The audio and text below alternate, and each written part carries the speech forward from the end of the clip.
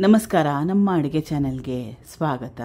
ಇವತ್ತಿನ ವಿಶೇಷ ರುಚಿಕರವಾಗಿ ಮತ್ತು ಆರೋಗ್ಯಕರವಾಗಿರೋ ಅಂಥ ಬೆಳಗ್ಗೆ ತಿಂಡಿ ಅಥವಾ ಈ ರೆಸಿಪಿನ ರಾತ್ರಿ ಊಟ ಕೂಡ ಮಾಡ್ಕೊಂಡು ತಿನ್ಬೋದು. ಟ್ರೈ ಮಾಡಿ ನೋಡಿ, ಹಗುರವಾಗಿರೋ ಅಂಥ ರೆಸಿಪಿ ಇದು.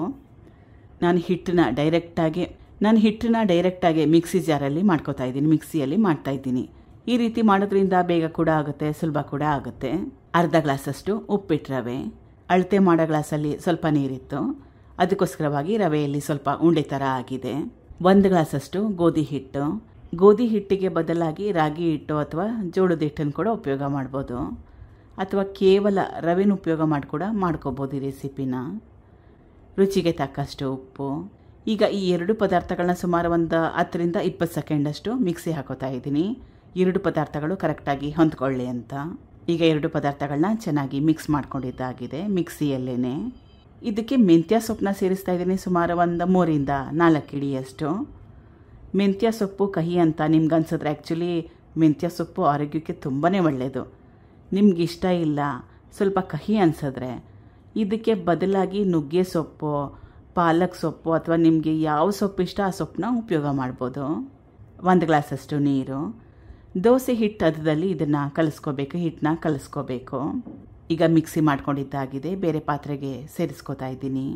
ಮೊದಲೇ ಹೇಳ್ದಂಗೆ ದೋಸೆ ಹಿಟ್ಟು ಹದದಲ್ಲಿ ಮಾಡ್ಕೋಬೇಕು ಹಿಟ್ಟನ್ನ. ತೋರಿಸ್ತಾ ಇರೋದು ಪರ್ಫೆಕ್ಟ್ ಆಗಿರೋ ಕನ್ಸಿಸ್ಟೆನ್ಸಿ.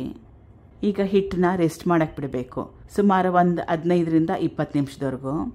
ಎಲ್ಲ ಪದಾರ್ಥಗಳು ಕರೆಕ್ಟಾಗಿ ಹೊಂದ್ಕೊಳ್ಳುತ್ತೆ ಈ ರೀತಿ ಸ್ವಲ್ಪ ಹೊತ್ತು ರೆಸ್ಟ್ ಮಾಡೋದ್ರಿಂದ. 15 ನಿಮಿಷ ಆದಮೇಲೆ ಹಿಟ್ಟೇನಾದರೂ ತುಂಬಾ ಜಾಸ್ತಿ ಗಟ್ಟಿ ಬಂದಿದೆ, ಸ್ವಲ್ಪ ನೀರನ್ನ ಹಾಕ್ಕೊಂಡು ಕನ್ಸಿಸ್ಟೆನ್ಸಿನ ಅಡ್ಜಸ್ಟ್ ಮಾಡ್ಕೋಬೋದು, ಹದನ ಅಡ್ಜಸ್ಟ್ ಮಾಡ್ಕೋಬೋದು. ಈಗ ಹಿಟ್ಟು ರೆಡಿಯಾಗಿದೆ. ಹೆಂಚಿನ ಮೊದಲೇ ಕಾಯಕ್ಕೆ ಇಟ್ಕೊಂಡಿದ್ದೆ. ಇದ್ರ ಮೇಲೆ ಕಟ್ ಮಾಡಿ ಇಟ್ಕೊಂಡಿರೋ ಟೊಮೆಟೊ ಮತ್ತು ಸೌತೆಕಾಯಿ, ಇದು ಈರುಳ್ಳಿ ಅಲ್ಲ, ಸೌತೆಕಾಯಿ ಕಟ್ ಮಾಡಿ ಇಟ್ಕೊಂಡಿರೋದು. ಇದು ತುಂಬಾ ಜಾಸ್ತಿ ಸಾಫ್ಟಾಗಿ ಮೆತ್ತಗೆ ಚೆನ್ನಾಗಿ ಬರಬೇಕನ್ನಂಗಿದ್ರೆ ಸ್ವಲ್ಪ ಈನೋ ಪೌಡರು ಅಥವಾ ಅಡುಗೆ ಸೋಡಾನ ಸೇರಿಸ್ಕೊಳ್ಳಿ.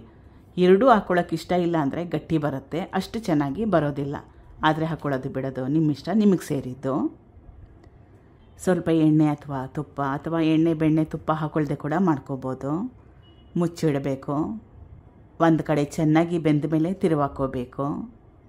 ಇದು ಹೆಂಚಿಗೇನು ಅಂಟ್ಕೊಳ್ಳಲ್ಲ, ಚೆನ್ನಾಗಿ ಬರುತ್ತೆ. ರವೆ ಗೋಧಿ ಹಿಟ್ಟು ಹಾಕಿರೋದ್ರಿಂದ ಹೆಂಚಿಗೇನು ಅಂಟ್ಕೊಳ್ಳಲ್ಲ.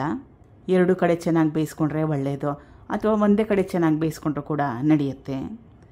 ಕಾಯಿ ಚಟ್ನಿ ಜೊತೆಗೆ ಒಳ್ಳೆ ಕಾಂಬಿನೇಷನ್, ಅಥವಾ ಉಪ್ಪಿನಕಾಯಿ ಚಟ್ನಿ ಪುಡಿ ಇದ್ರೂ ಕೂಡ ಸಾಕಾಗತ್ತೆ.